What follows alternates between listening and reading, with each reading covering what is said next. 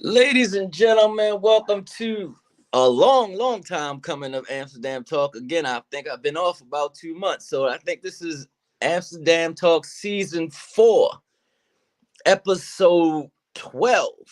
And today I'm with Suzanne G, and we're going to talk about some astrology and things that's going on in this crazy world. Before we get to her, though, sorry I've been gone for 2 months, but doing a long way. I've been to the Super Bowl. I've been to WrestleMania. I've just been chilling. Okay, Suzanne, let's get to you. How are you doing today? Well, I'm doing great, even if I haven't been to the Super Bowl and certainly didn't catch any WrestleMania recently. But I did just come back from Italy, so I think that counts for something. I understand. But before we get started, tell us about yourself and the things that you do. Well, I do many things. Thanks for asking, Rod. The main thing that I love to do is work with clients one on one and use the astrology chart as a diagnostic tool to go a little further into whatever it is, whether it's real life stuff with relationships or career issues, or really more and more, it's about finding our purpose, helping people understand that the things that they think of as their biggest challenges are actually kind of where the buried treasure is hidden. And so I like to work with people one on one. I also am trained as a shamanic healer. I do energy work, I do Reiki, and whatever is needed, basically. I understand that. So I guess we should just jump right in it because there's been a lot of things that's been going on, in the world today, especially with this Mercury retrograde and the solar eclipse. Like, how does that correlate with each other?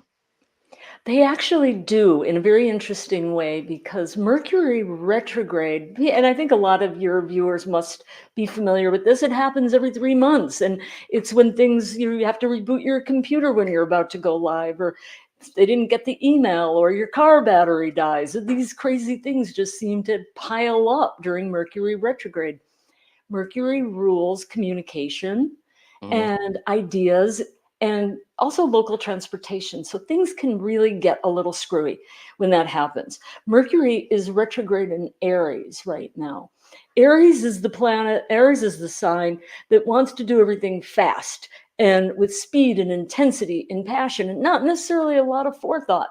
Aries shoots first and asks questions later, and I say, if ever.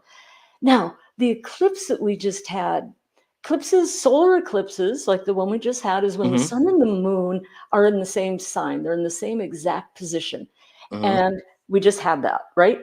And what sign did that occur in? We're still in Aries season. So this is a lot of energy around Aries themes. Now, there's these other things that are very involved with eclipses, and they're called the nodes of the moon.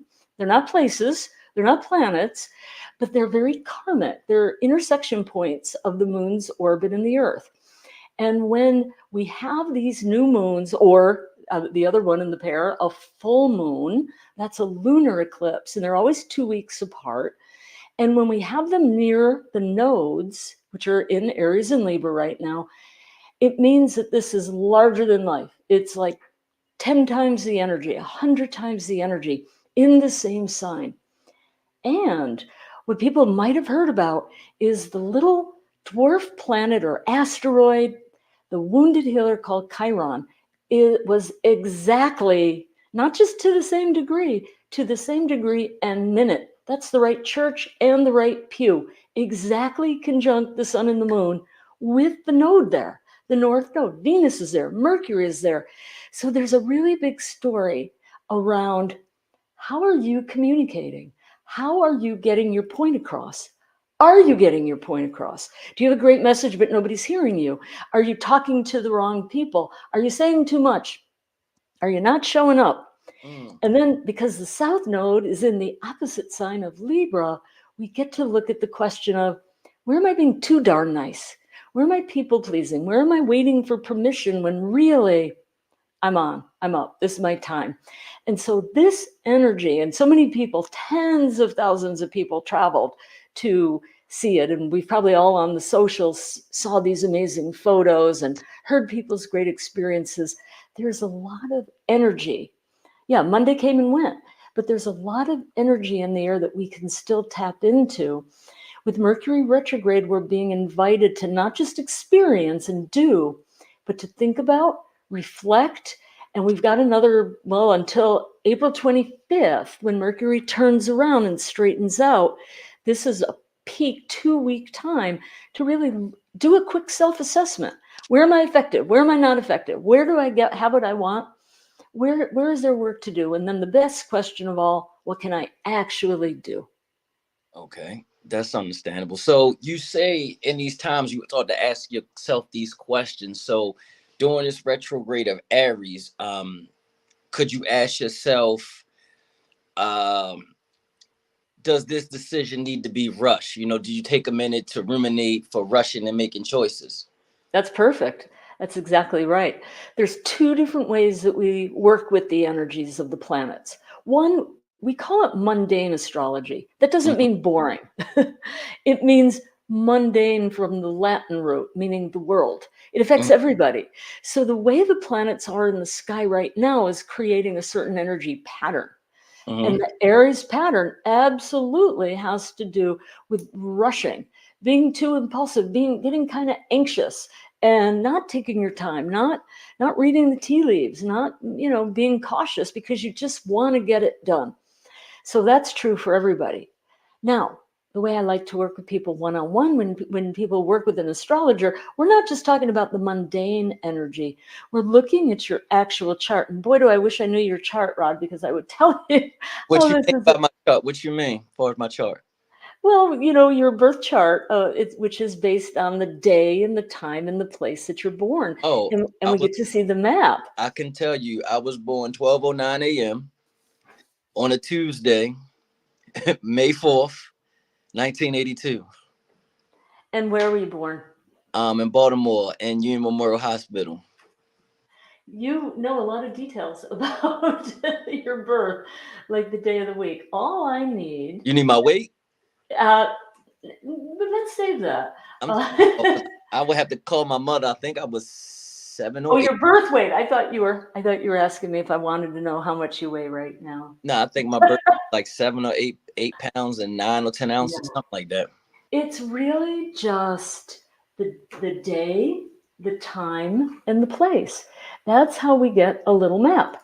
And Okay. that map, I like to call it a psychic MRI. It's like when you tear something in your knee and you go to the doctor and the doctor orders an MRI and then she puts it up on the screen and she looks at what's going on. This is a fascinating chart. Boy, you must have felt activated by this eclipse, I would think. Um, I was just driving. That's what I was doing. You're on the road, you were traveling. So is there something, I mean, I feel like for you, travel is such a powerful, it's just a way that you grow and you change because there's a part of you, not just the Taurus. I mean, the Taurus can be a bit of a homebody, but where your Taurus is in your chart, it's in the place of home. So there's a part of you that just loves coming home, being in your space, getting into your own rituals and routines and being in comfortable clothes and eating and drinking what you want. And you just probably have a really comfortable setup. But there's another part of you that wakes up when you're traveling, when you're doing new things, when you're having different experiences and maybe meeting people from different cultures or backgrounds, or maybe going to other countries. This is such an exciting time for you to be doing that. For you, communication, well, which is, of course, who you are, but it's so activated right now.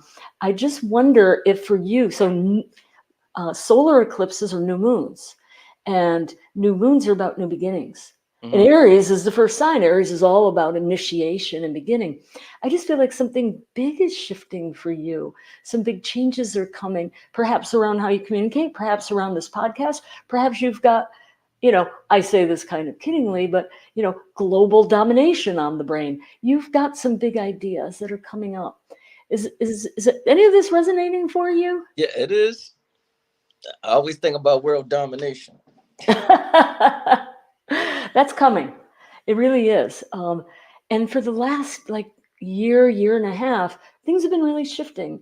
I think you've been very strategic. I think you keep your cards pretty close to your chest. You don't, I think you talk about the things that you need to talk about, but the other things, maybe on a need to know basis only. So, but I think behind that is just so much is exploding with thoughts and ideas and plans. And it's really, back to that Aries thing, it's about not rushing it, really getting the right timing. And a lot of people, especially astrologers and people that work in this world, we really believe in divine timing. It isn't just what we want. It isn't what we're trying to force. Like you can't force a cat to grow and you can't force a flower to bloom. Yeah. Things are happening in natural time.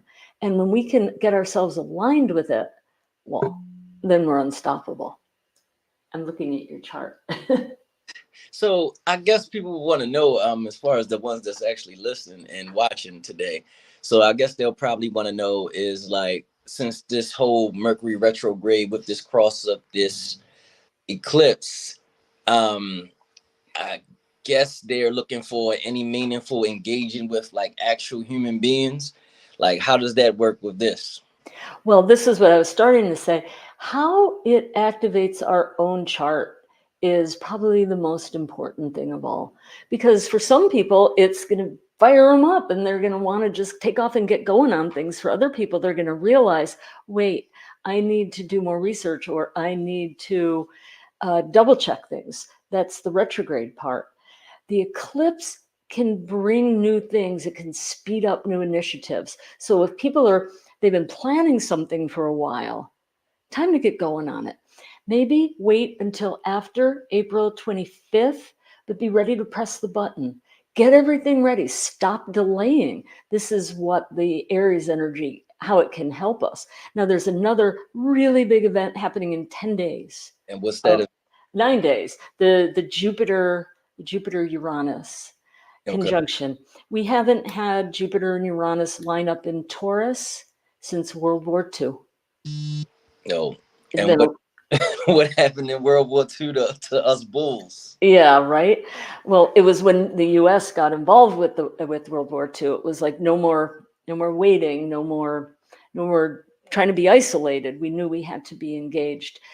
It doesn't mean there's going to be another world war. It doesn't work like that. These are just like echoes and parallels. Okay. But when Jupiter and Uranus meet, Jupiter is about growth and expansion. It's about luck. It's about excitement. It's about confidence.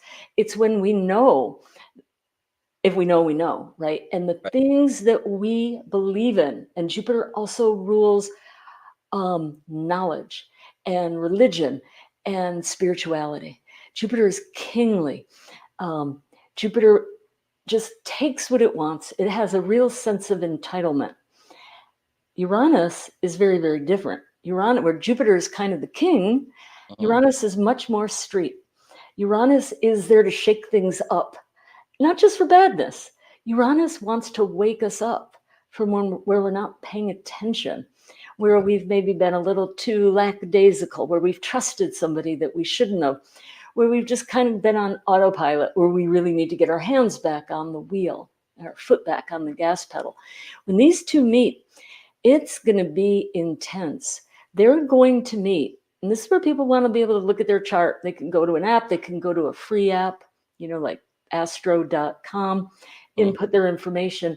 It's going to happen at right between 21 and 22 degrees of the sign of Taurus, your sign. You Okay. have a planet exactly there. And anybody who has a planet near it or near it by an angle, they're going to feel this in ways that are unique to their own lives. For you, it has something to do with healing. We're talking deep healing. We're Okay. talking about whatever it is. It's the kind of stuff we probably wouldn't talk about in front of a large audience.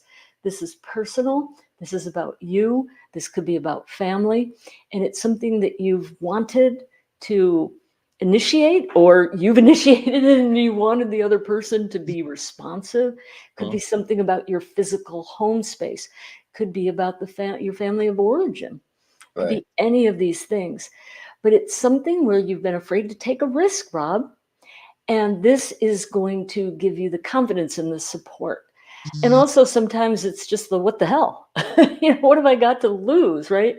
If we're not totally thrilled and happy with the status quo, we might as well try to change it and bring something new in. Every single person, even if it doesn't hit something in their chart, is going to feel the energy because it's going to land somewhere in their chart. And that's still activating potential energy. And that's, again, that's April 20th. And that's right on the heels of this huge, energizing, activating eclipse. And just because I said this, but I'm going to say a little bit more about it, just because the eclipse came and went, we're in this energy for 6 months. So Mercury won't be retrograde. Mercury's only going to be retrograde for 2 more weeks. Once Mercury turns around, what's it time to do? Right? When we sit and we plan, we got to be ready to take action. So this is the time that we get all those little ducks in the row, but we really get ready to do something. Spring is here. It's a new year in the United States. Of course, it's a crazy political year. It's an election year. Nobody knows what to expect. AI has been unleashed on the world.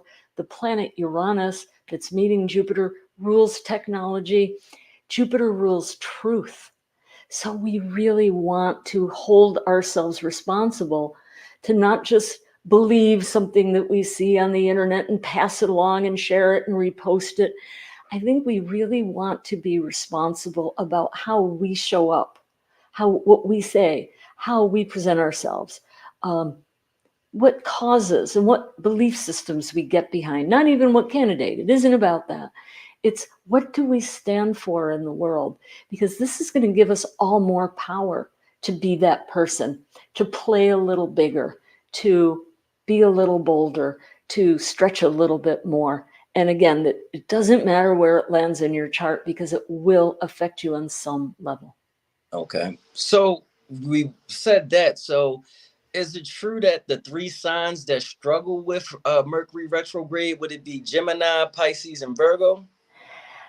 That's one way to look at it. That's kind of sun sign astrology where we assume that all Pisces have certain things in common and all Geminis have things in common. The reason you're saying those signs is that Gemini and Virgo are ruled by Mercury. All the signs have a ruling planet, and some of them have 2 ruling planets.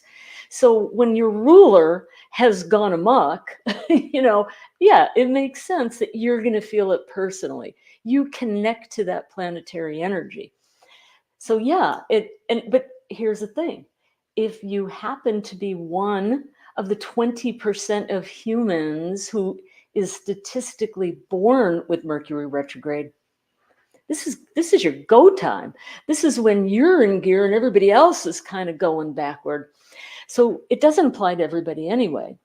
And the thing about Pisces, and you might as well throw in the sign of Sagittarius, they're opposite of Gemini and Virgo.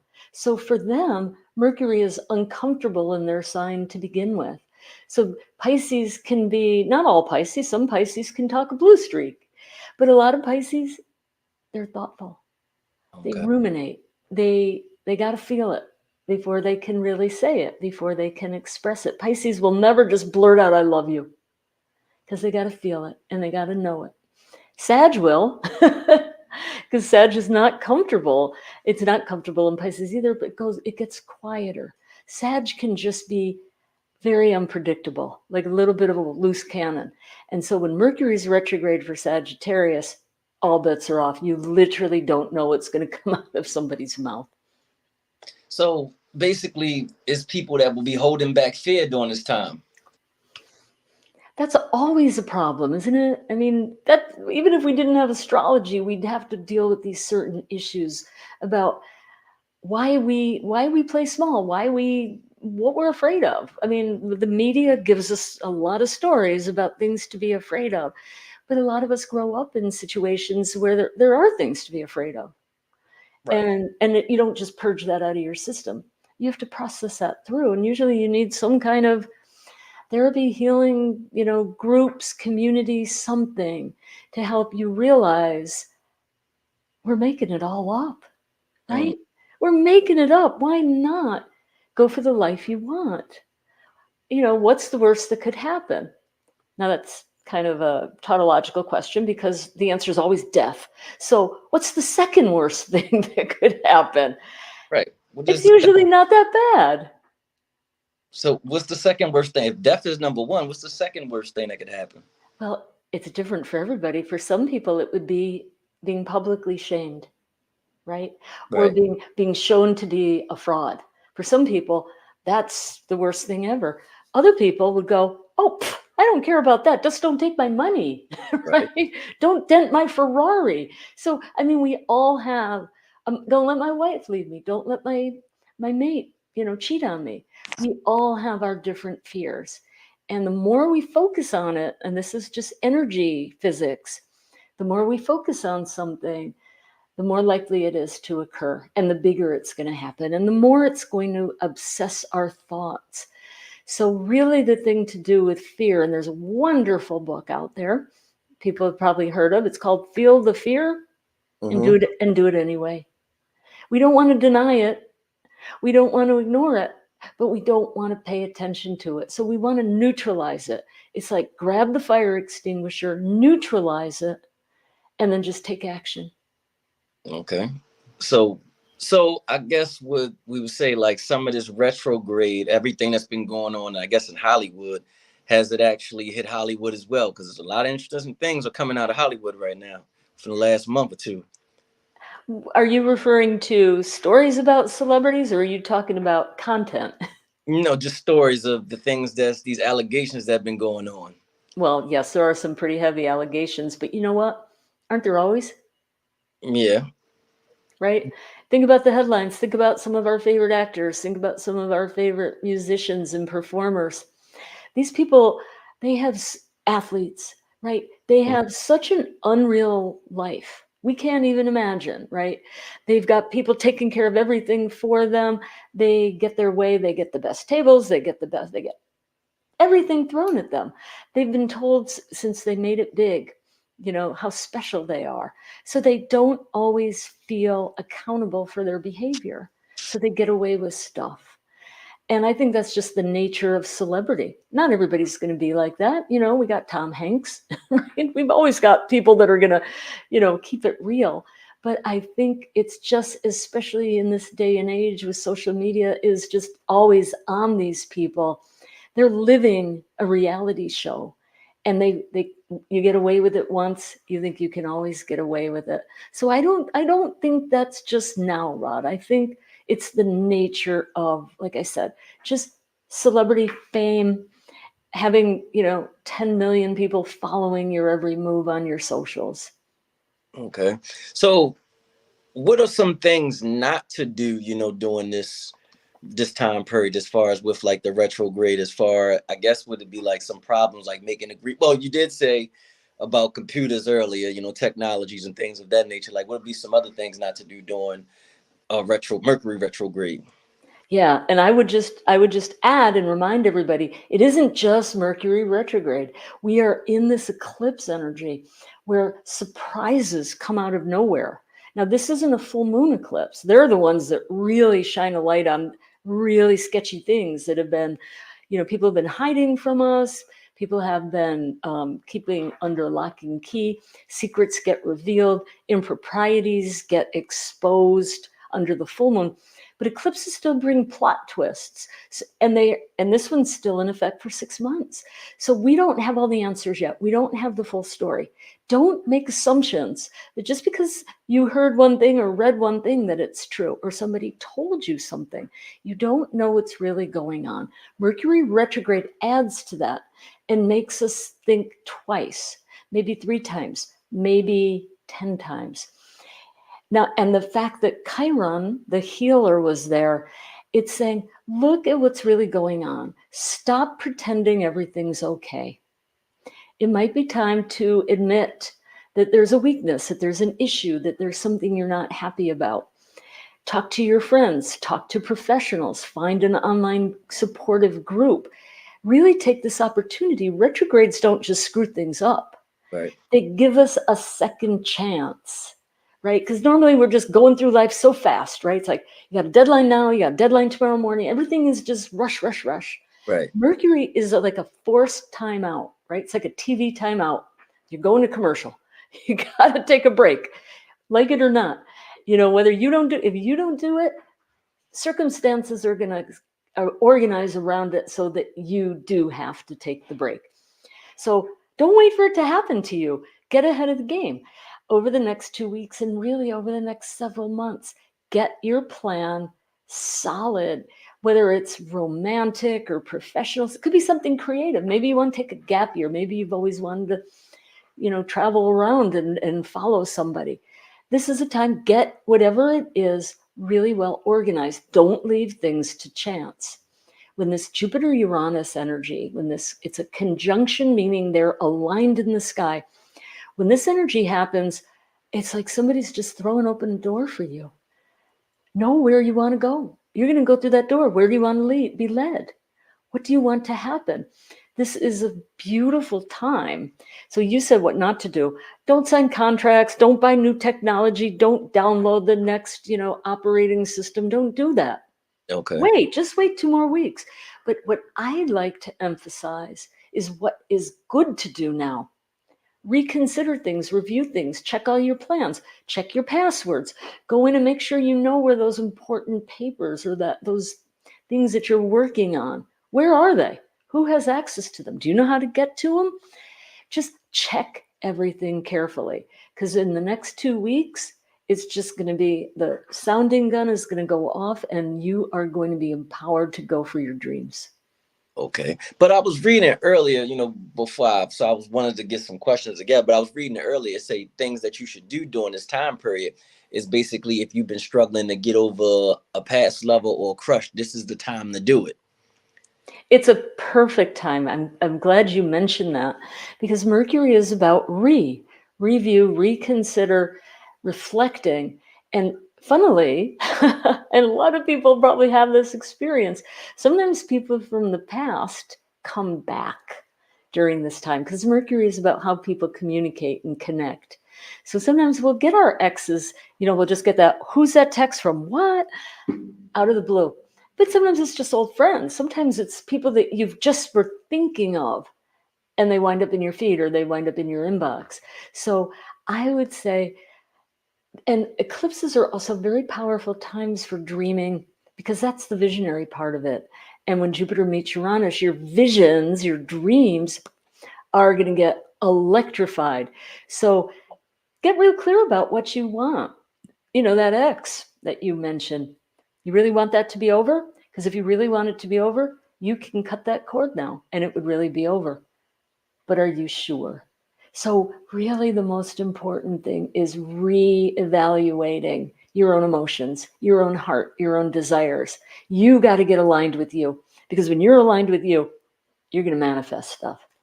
I understand. So the key term is so, releasing, revamping, returning, all this happens. So like this would be the best time to release those memories of an ex, release bad habits, revamping my life goals. Somebody may return. I'm guessing. I'm just getting all the rewords I know. So yeah, and if you keep going, which would be really boring, but if people want to do this, there's so many great rewords, right? And 2 of them we forget because they're a little different. Relax and rest. correct. Right? Just, sometimes the best action to take is no action, right? Just sort of let things settle. Things have a natural energy. Things will shift into the right way if we just sometimes stop getting involved with it, right? And stop trying to meddle and micromanage it and force it. Just let it flow sometimes. Later in this month, and certainly, by May, yeah, you're going to be back in the driver's seat. I understand. So, for everybody that's listening, one of the biggest things that you should do is when you're releasing your bad habits, please release those negative self-talks about yourself. Reassure yourself of positivity. I guess it'll be some energetic vibration to go up. Of course, because when we think negatively about ourselves, or even if we're angry at somebody else, that's suppressing our energy, because all the energy gets involved with this anger or this negativity or not good enough. you don't want to give yourself these messages, because what will you do? You will reinforce them. So we want to, here's another good one, replace Right. those negative thoughts, even if we have to fake it till we make it, because, that happens sometimes. We're not always there, right? But if we know where we want to be, we act as if, right? If this is not hurting and not manipulating and not taking advantage of other people, if this is good for us and good for others, because when we're in our power, we benefit other people. So it actually isn't selfish. It's Right. us living our best lives because we came in to do this work, to be us, not to be that person, and not to just be silent, but to actually speak up, show up, and put our work out there in the world. And if we feel the fear, it probably means there's something really important there. And so if we can look at what the benefit would be instead of what we're scared of, sometimes, and when I work with clients and in my own life, if I am struggling or they're struggling to do something for ourselves, I'll say, who could you do this for? Could you do it to show your kids how strong you are? Could you do it for that person in your life who's passed, who'll never have an opportunity to do this again? Let's devote our efforts to somebody else. Then I feel like we can all, seriously, it's the best way to overcome our fear, because when we're doing it for someone we love, we're fearless. Okay. So a lot, and also what's been in the news too lately. So would this have to do with the retrograde? Because a lot of boats, been losing power and running into bridges. So it's kind of like a remissness. So does this have anything to do with, with the eclipse and the retrograde and things of that nature? Well, there's astrologers who really specialize in looking at these kind of climatic connections between planets and what's going on here. We know just before the eclipse, when that energy was growing, New York City had an earthquake, like a serious earthquake, New York City. Right. The Statue of Liberty was hit by lightning. My next door neighbor's yard had a lightning strike and it fried their appliances and Mm. their neighbors on the other side. This was all on the same day. This is there. Now we know that climate change is intensifying a lot of these things, but the planetary energy, and that's all it is, it's just electromagnetic energy, is definitely intensifying things. There's not a lot we can do about it. Reversing climate change, we waited a little too long, but we can still do things. But what we can do, what we do have control over, is our own lives, right? We might not be able to control, a lightning strike or, a flood, rising water, Mhm. but we can be protective and we can have a vision for our own lives. So there's safety, but then there's also the dream of what we want to fulfill. So would this be cosmic? Like, I know that we're supposed to talk about cosmic weather. Would this Yeah, be part of sure. weather? Well, it is true, and on a slightly different level, maybe an easier to grasp level, we know that solar flares are Hmm. more active at different times, and we know that that affects life on Earth, both electromagnetically, things frying, but also people getting all riled up.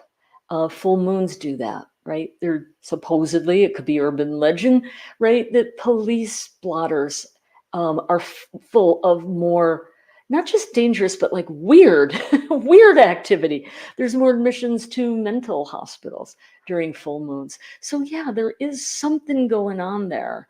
Um, and because these eclipses, this is happening in the last level of the Earth's atmosphere, it's the ionosphere, before we get into actual space. That's where this action is happening. So I see this as kind of an interaction between what's out there, like really out there, Hmm. and us, and how we're experiencing it here in reality, what we call reality on Earth. So, yes, this is a supercharged time. Oh, so it's a supercharged time. So, but for individuals that question themselves about, trying to gain awareness, of energetic influences and wondering why they're single, can you be able to give them some advice about that? Why they're in this cosmic form while they're alone, I'm guessing. Yeah, that's what I love to do. And that's not the mundane astrology. That's not just what's happening in the sky to everybody. That's looking at a birth chart like what I did with you. We look at the planets. We look at the relationship between the planets. What signs are they in? What areas of the chart? Those are called houses, and they have to do with relationships or work or friendships or finances, and anything that you want to look for is in the chart. And I've been doing this almost as long as you've been alive, Rod. this is what Possibly. this is what I've learned. And when you work with thousands of people who are so brave and so courageous, and they share with you, and we really get in there like a psychic surgeon and really make sense of it. No one is bad. Nobody is broken. Nobody is doomed. We might feel inadequate. Everybody feels inadequate in some way. That's what the Chiron represents in the chart. But we all have greatness in us. We all have something heroic, something special. We all have a purpose. And that's the most exciting part to me about astrology, is we can actually go on a treasure hunt to find our soul's purpose. It's not necessarily our ego's purpose, and it's not necessarily our bank account's purpose, but it's us. What are we here to do? How are we here to help other people? How are we here to grow? What are we here to learn or create or love? And that's all in the chart. Oh well, I have someone. Well, I don't know her full birth. I think you're Aquarius, I believe, Ava. It says, really, it says I need someone who will allow me to be me. I know she's I think she's Capricorn, I believe. Well, she's an Aquarius. She's part of her job is to not care what other people think of her. Aquarians have a reputation for being kind of, keeping people at arm's length. But that's only because they're afraid of being rejected. When Aquarians Oh truly no, can accept them, Capricorn. I'm sorry, they just corrected me. She's a Capricorn. well, that's a different story. So for Capricorn, we'd want to look at more than just the sun sign. We'd want to know where her moon is. We'd want to look at the whole chart. Like, what is her rising sign? Because opposite to her rising sign is the partner point. And then we get into real life. Right there, it just went across the screen. Yeah, I see that. Well, the Capricorn sun is the part that is very career focused. The Aries moon is the impulsive part of her. That's very, very different than that cautious Capricorn, but it's her Cancer rising that's sensitive and emotional and really vulnerable. I mean, think about the crab, right? They walk around with this tough, hard shell, right? You can't get me. But what's inside? Mush, Right, mush. right. And that is true. That is true. But I know I said 30, 35 minutes, so we didn't reach our time limit. It didn't get, but you're always welcome back if you would like to come back. But before we go, you can tell people where they can reach you at. Absolutely. I don't know if you can flash it on the screen, Rod, but there's a few things that people can do. If they're on Facebook, I have a private group that they can ask to join. It's called Soul Purpose Astrology. They could find me, my personal page. There it is. They could find my personal page, Suzanne Gerber, but they'll just see pictures of cats and food and things. But I do have the link to my astrology page there. Like so many astrologers, my Instagram was hacked, so I'm just starting to build it back up. But my website is called Stars, as in the stars, and stones, because I work with crystals and healing stones, Do you, starsandstoneshealing.com. they ask, do you have a Patreon page? Do I have what? Sorry? Patreon. Oh, no, I don't have Patreon. Um, I know that's popular with a lot of people in this world, but no, I don't have that. But here's another thing that I offer to people: if they're serious, if they want to get a sense of what their interests are and the way I work, book a free call. There's no obligation, so you can get right to my calendar, and it's really easy to remember. My name is Suzanne Gerber, and you could just go to Ask Suzanne Take you right to my calendar, and we could book like a half an hour call and just explore whether this really is a good way for you to learn more about yourself and how you'd like to work together. Understand that. Very, very understand. And if also they can't reach you there, they can also reach out to me. I know how to get to you as well. Yes, you will. Oh, you have another question. What's a good crystal for a Capricorn, Aries, and Cancer? Yeah, I've had a feeling she would ask that. That woman is, you are so driven. You are like, tell me what to do, I'll do it. Mm. That's the nature of those three signs. This is what I would say. Don't ask other people. Read about it. Go into a crystal shop.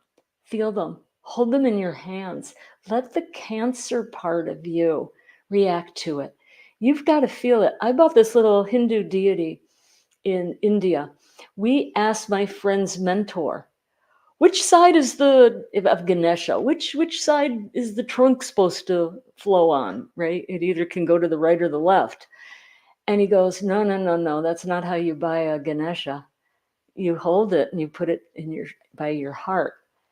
And what happened to me, my whole brain, my whole mental screen was just Ganesha everywhere. Mm. It was the most mind-blowing thing, and I put it down, and my friend said, nothing? I said, actually, I think I'm going to take that. It will speak to you. That will be your proper stone. Oh, well, I can't ask you what's my rising moon because I don't know it. So that's the Oh, only. well, Rod, I can tell you, you're Capricorn rising. This is the entrepreneur. This is the part of you that's building a legacy. So Taurus, Capricorn, rising moon. And your moon is, well, so right. So you're triple Earth. Your moon's, you have the same moon as me. Look at that, moon in Virgo. So Taurus, Capricorn, Virgo. So you might seem like kind of a fun guy who goes to the Super Bowl and WrestleMania and stuff, but you are, when it comes to your work, oh my gosh, you are dead serious. That would be true. Let's get this money so we can go to the Super Bowl. Right. There's a lot of stuff coming up now. So I know we said we was going to leave, but if you got a few more minutes, because now we got. I just saw somebody say Pisces with a Cancer. I just saw it. I saw it too, but it's gone now. Those Pisces, they're so elusive. Well, that's a sensitive person. Whether it's a man or a woman, it doesn't matter. That's going to be a very sensitive, There you go. Pisces with a Cancer moon. emotional, super intuitive, like scary sometimes, right? Like people just go, would you reading my text? Like you just know stuff. Right. So yeah, I see a bunch of stuff coming. Yeah, so that's what they said. I'm a Pisces with a Cancer moon. Anybody else out there? 'Cause I know there's a lot of people. Anybody else before we go? Any last burning questions that need to be asked? Yeah, say Ganesha's my guy. Uh she'll drive you crazy. There's a lot of stuff going on here. So I guess nobody has anything else. No, so this they say Pisces. So excuse me. All right, so I will go to okay, here we go. Somebody else. Aquarius Sun, Gemini Moon, and Pisces rising. Oh, whoa. The sun and the moon connect because they're both an air sign. So that's the mental, the verbal, the chatty. You get together with your friends. When you're comfortable with people, the conversation never stops. The Pisces rising, you're in a room of people you don't know, you're in a new situation. You're going to take your time. You're going to read the room. You're going to feel the room. It's like a superpower. The talking isn't the superpower. It's a gift. You're probably really good at it, but it's that intuition about people that's really your special gift. And now it's really hard to do this because there's so much more, right? There's 10 planets that we look at. There's asteroids, there's the lunar nodes, and then they all are in relationship with each other, right? And then there's the houses. So it's a very, very nuanced thing. I mean, it's a lot of fun to do this with people quickly because you can usually get to something that is pretty resonant for them. But I just really want to say There's no comparison and there's no substitute for having your one-on-one chart read. We got Libra with a Virgo moon, Cancer rising. Oh, she was almost me. I'm Libra with a Virgo moon. With the Cancer rising, that's a very strategic person who knows exactly how to talk to people. She do? She not talk to people? Does she? I don't know. That's what I'm just saying. Ask her. I think she's very clever. Yeah, she's a doctor, so yeah, she's clever. Yeah. I have a 6th house stellium. That's me. Your people are like, looking at my chart. I have a 6th house stellium. Tell me more. Well, I'm pretty sure Ava's going to actually, reach out to you because that's what she normally does with all the guests, especially when it comes to and she's so cardinal. That's what we say for it's called the mode for that Aries Capricorn. What was her other one? She was triple cardinal. Libra. Yeah, she's someone she's going to act on things. She's going to go after what she wants. I hope she's on her path. She looked kind of young. Yeah, she's young, very young. No, Cancer. She said not a Libra, Cancer. It was Cancer, right? I knew it was 3 cardinal signs. You're Cancer. So, but again, Susan, thank you for coming through. You're always welcome. Well, thank you so much. I will take you up on that.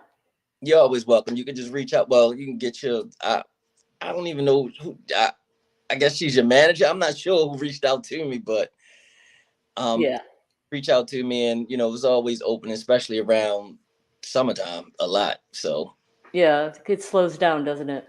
Yeah, it kind of slows down. But I mean, next time we come back, I can just, instead of us just having conversations, we can just load up a lot of people and just say, hey, we can just go through some readings, help you out in your world as well. And we could do that too. We could, if people can submit their charts, if there's a way I could do that. It just, just takes a minute for me to input it. Because I don't make this up. I mean, I'm really looking at your chart here. And when I do readings with people, I'll share the screen and I'll show them. I'm like, because I'm kind of a teacher, right?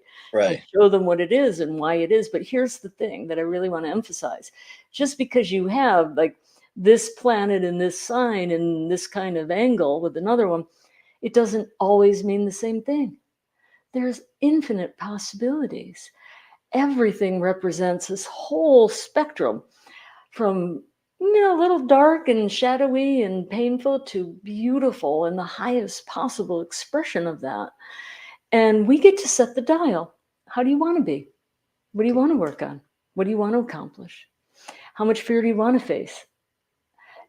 We get to vote. This isn't happening to us. It's all, as they say, happening for us. And we get to participate. Okay. Well, again, I'll say thank you for coming. You're always welcome. And for the viewers out there, same time next week. I promise I won't take off 2 months again. Same time next week, 7 p.m. Next week, we're talking about, I think it's How Men Heal. I think that's what it is. Don't quote me on that. I have to look at the calendar. I believe it's How Men Heal. I think that's next week. That's going to be perfect for you, my friend, because with this Jupiter-Uranus about to hit your Chiron, it's just, there's no limit to what you can transform in your life. Yeah, I definitely understand that. I'm sure you do, and we don't even need to go there. No, but thank you for coming, and see you guys next week, same time, same channel, 7 p.m., YouTube HBCU Network. I'll see you next week. Another edition of Amsterdam Talk.